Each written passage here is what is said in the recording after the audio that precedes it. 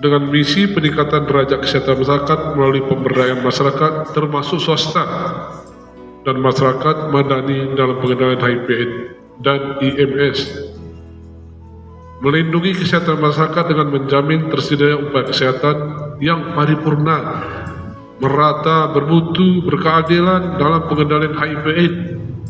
IMS menjamin ketersediaan dan pemerataan sumber daya kesehatan dalam pengendalian HIV/AIDS dan IMS, serta menciptakan tata kelola pemerintahan yang baik dalam pengendalian HIV.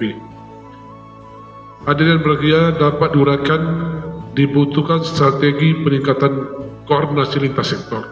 Tidak